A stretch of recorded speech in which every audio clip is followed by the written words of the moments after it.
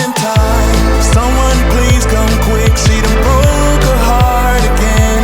And I didn't mean to go this far with her, cause she was just a friend. No, I'm not going back, not this time. Hey, what's going on, people? My name is Terrell Andretti, and I'm the Narc's Nemesis. For those of y'all watching me on YouTube, make sure you like, comment, and subscribe, and hit that notification bell. It helps YouTube's algorithm pick up this content and push it out to more people that need it. Somebody liked it for you, so make sure you like it for somebody else. If you need a one-on-one phone session, the links are down below in the video description. If you need to talk, if you need to vent, if you need advice custom-made and tailor-fitted to your situation, make sure y'all book a session. I do all cities, states, time zones, and countries, so please do not let that deter you from booking a session. If you do not see your desired date or time, make sure y'all send me an email at operationnarcnemesis@gmail.com, and I will get you scheduled, because I do weekend and evening sessions, but they are upon request. So make sure y'all book a session. Also, if you need a soundtrack for your healing journey, make sure y'all check out my pop project, Supernova, which is out now on all streaming platforms. And the song titled Superstition plays in the beginning of my video. So if you're wondering who that is me. And the title of the song is Superstition by Terrell Andretti. It's on all streaming platforms. So if you need a soundtrack to your healing journey, make sure y'all book a session. If you want to donate to the channel, the links are down below in the video description. I do PayPal, Cash App, Zelle, all that good stuff. It's not a requirement, but if you feel like it's on your heart to do so, it is available. Today I want to talk to y'all about type of narcissism that I just found out about, and it's very interesting to me, and it's called vulnerable narcissism. And it's interesting because when people think of narcissism, people think of, entitlement, grandiosity, low empathy, and things of that nature. And that is the meat and potatoes of narcissism. But there is also something called vulnerable narcissism. Vulnerable narcissism hides behind pain, hypersensitivity, and the emotional need for controlling situations or outcomes.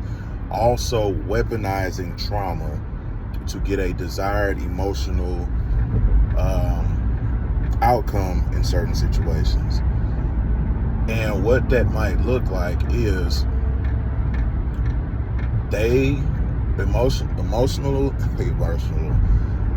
vulnerable narcissists will make you pay for the trauma that they have experienced in their lives. Now, all narcissists do this, but vulnerable narcissists do this to a T. This is like their bread and butter. Whatever they are feeling emotionally changes the dynamic of the room, the family, the relationship, their life. It stops them from completing goals. Their emotions run everything. And what'll happen is you're not allowed to be happy outside of whatever they're feeling. If they're feeling sad, the house is sad. If they're feeling upset, everybody has to be upset. And what they will do is, if it's some trauma that has happened in their life, whether it's, a childhood trauma, abandonment, an old relationship, whatever the case is, instead of going inward and owning that trauma and owning the pain and the circumstances that come with that trauma, they will make it the people closest to them's responsibility to carry that trauma. And if they do not carry that trauma in the way that the narcissist wants them to carry it, they are deemed the enemy.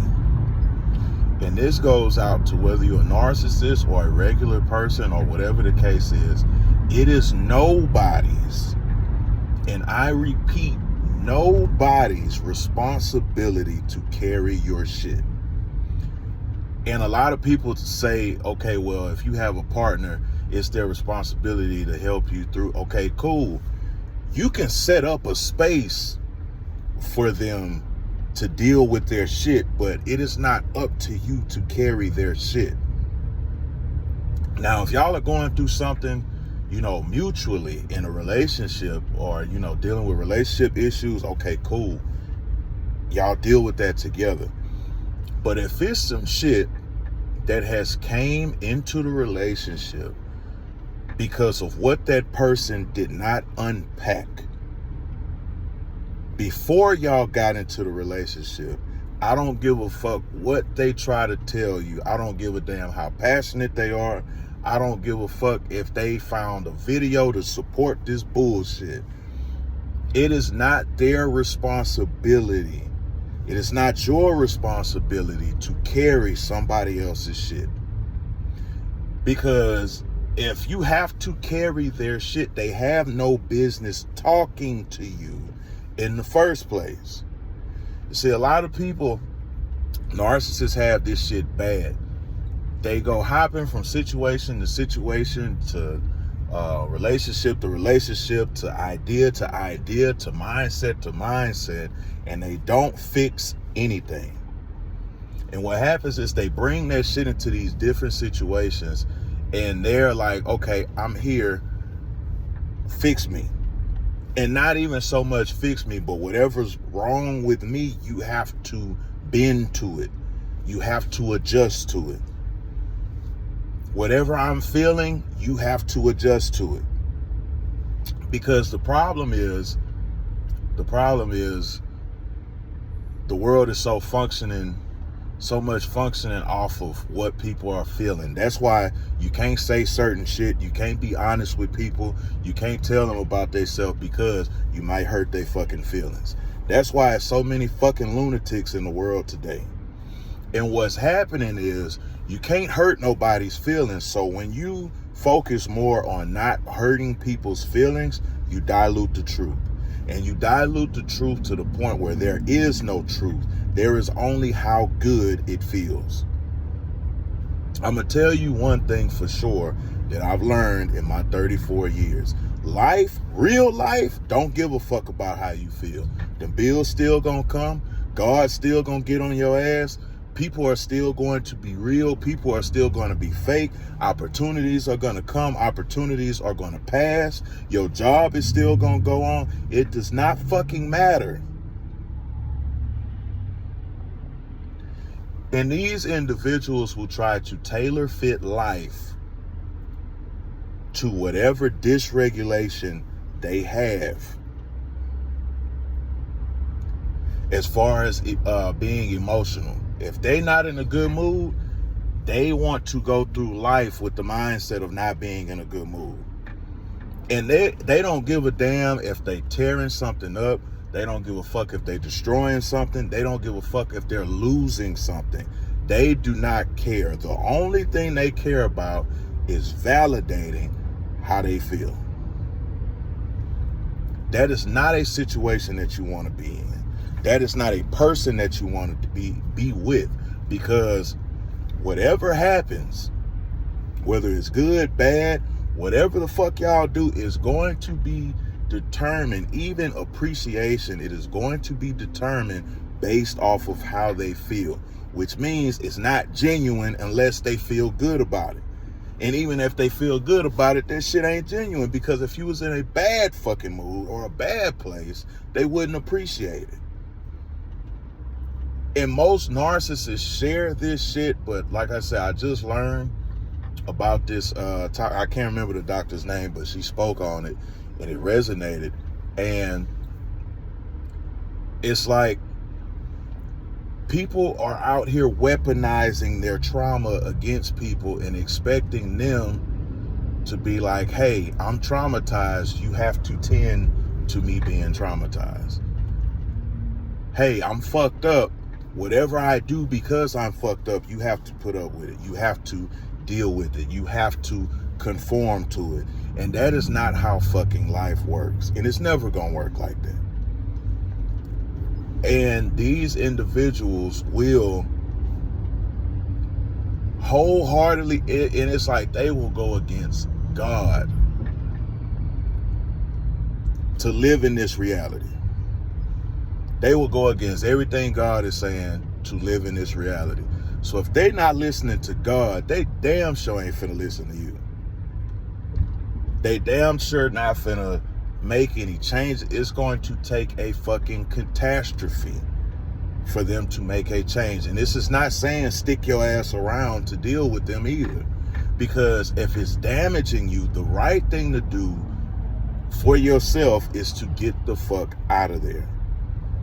Because you are not responsible for taking somebody's blows, because they have rationalized in their mind the reason why they are giving you blows is okay. These individuals are hypersensitive. It's like they can dish shit out, but when you say something about it, they'll curl up in a fucking ball. Most of them have smart ass mouths. Most of them think negatively. And again, they can dish the shit out. They can talk about you. They can talk shit all day. As soon as you say some shit about them, and they don't even have to be that bad, because of their hypersensitivity, they will curl up in a fucking ball and you will get demonized. It could be something as simple as criticizing cooking. It could be criticizing whatever. It not even criticizing, making a suggestion. They are not built to take it. This is not an environment you want to thrive in. If you come across people that are weaponizing their trauma